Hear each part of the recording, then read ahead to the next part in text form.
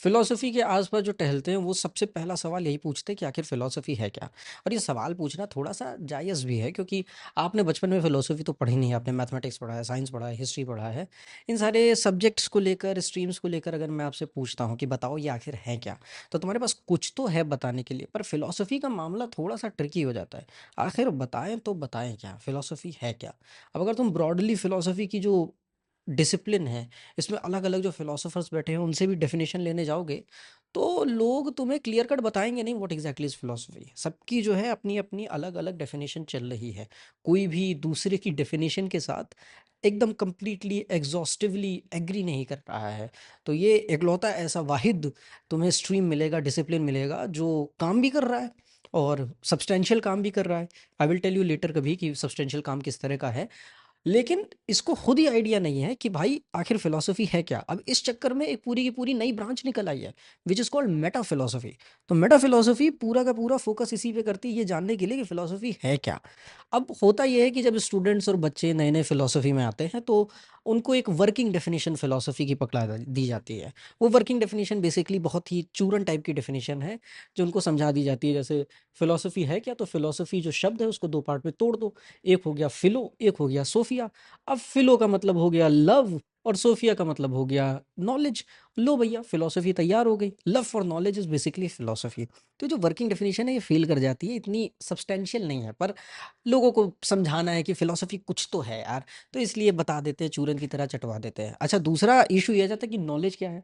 अब नॉलेज को लेकर भी पूरी की पूरी एपिस्टेमोलॉजी खड़ी हुई है, पूरी ब्रांच खड़ी हुई है एपिस्टेमोलॉजी की, जहाँ पे केवल और केवल आरी हसिया तलवार लेके एक दूसरे को कोच रहे हैं काफ़ी सालों से कि नॉलेज ये नहीं है, ये नहीं है, ये नहीं है, ये नहीं है।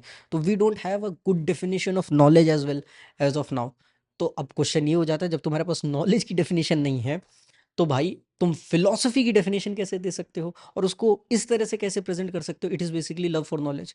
अच्छा, एक चीज़ तुम और पूछ सकते हो कि लेट से मैं केवल और केवल किताबें पढ़ता हूँ, मैं न्यूज़पेपर पढ़ता हूँ। न्यूज़पेपर में इन्फॉर्मेशन है, इन्फॉर्मेशन को मैं ग्रास्प कर रहा हूँ और उसको नॉलेज की तरह लोगों के सामने प्रेजेंट कर रहा हूँ कि अरे भाई ये बहुत जानकार आदमी है, ये 75 किताबें कोट कर देते हैं, वेद कोट कर देते हैं, उपनिषद कोट कर देते हैं, गीता कोट कर देते हैं, तो ये भी बहुत ही पढ़े लिखे जानकार आदमी है। तो क्या अब इसको आप नॉलेज कहोगे?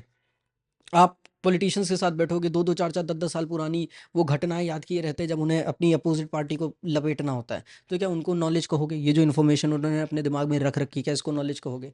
या तो तुम यूट्यूब से लगातार कंज़्यूम कर रहे हो सकता है अभी तुमने इससे पहले एआई से रिलेटेड कोई वीडियो देखा हो सकता है इस वीडियो के बाद तुम कोई डॉक्यूमेंट्री देख के चले आओ, कोई मिनिमलिज़्म की डॉक्यूमेंट्री, इकोनॉमिक्स की डॉक्यूमेंट्री, 75 तरह की चीज़ें तुम देख लो। तो क्या ये सारी की सारी चीज़ें तुम नॉलेज के डोमेन में रखोगे?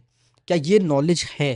तो ये सारा का सारा जो टेरिटरी है नॉलेज का, इस मामले में थोड़ा सा हिला हुआ है। How do you define what exactly is knowledge. अब प्लेटो बाबा आए, प्लेटो बाबा कह के चले गए कि भाई नॉलेज है वो जस्टिफाइड ट्रू बिलीफ है, मतलब आपके पास कोई विश्वास है, वो ट्रू होना चाहिए और उसका जस्टिफिकेशन भी होना चाहिए, तो वो नॉलेज हो जाएगा। कुछ साल तक ये डेफिनेशन चली, कुछ साल क्या हज़ारों साल चली, लेकिन उसके बाद इसमें इशू आ गया, ये डेफिनेशन भी कोलैप्स कर गई। तो अब हमारे पास डेफिनेशन भी नहीं है नॉलेज की, कोई भी जिसके साथ यूनिफॉर्मली, जैसा कि मैंने बताया, कोई भी टिक सके। तो अब प्रॉब्लम यहाँ पे ये आ जाती है कि आप फिलॉसफी किस चीज़ को कहेंगे, आखिर ये भला क्या है।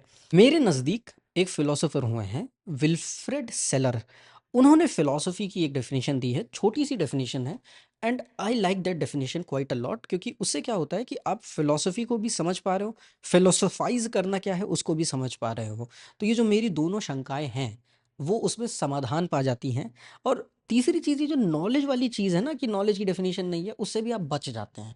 तो it's a very beautiful definition. तो विल्फ्रेड सेलर्स कहते हैं कि फिलॉसफी इज़ द स्ट्रीम जो जानने की कोशिश कर रही है ब्रॉडेस्ट पॉसिबल थिंग्स कैसे कनेक्टेड हैं एक दूसरे से, ब्रॉडेस्ट पॉसिबल सेंस में।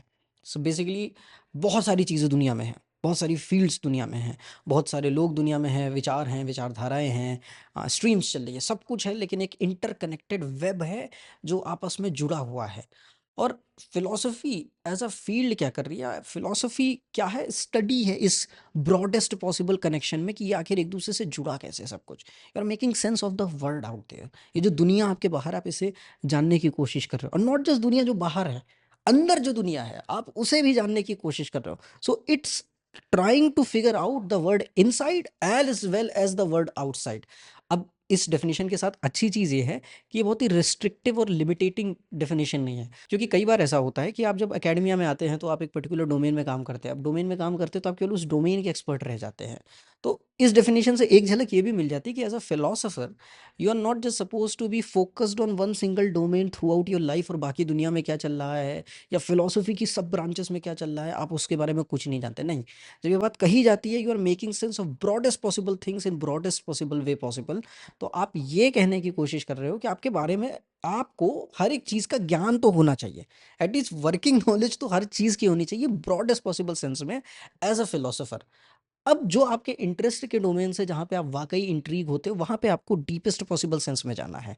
मतलब आपको ब्रेथ में भी जितनी ज़्यादा इंफॉर्मेशन हो सकती है, जानकारी हो सकती है, ज्ञान हो सकता है, वो इकट्ठा करना है, उसके बारे में एटलीस्ट जानना है, और डेप्थ में भी जाना है। लेकिन डेप्थ में आपको हर किसी की डेप्थ में नहीं जाना है, आपका जहाँ पे इंटरेस्ट है वहाँ पे आपको डेप्थ में जाना है।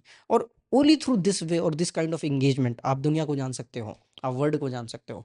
लाइक इफ़ यू से कि हम तो भाई फिलोसोफर ऑफ लैंग्वेज है, हमें कॉन्शियस से मतलब नहीं है, हम तो भाई एनालिटिक फिलोसफी में काम करते हैं, हमें पॉलिटिकल फिलोसफी और पॉलिटिक्स से कोई लेना देना नहीं है, तो it becomes a bit nonsensical. आप अगर इसको कंप्लीटली रिडिक्यूल कर दोगे कि यार वो मेरा डोमेन नहीं है मैं उसके बारे में बात क्यों करूँ।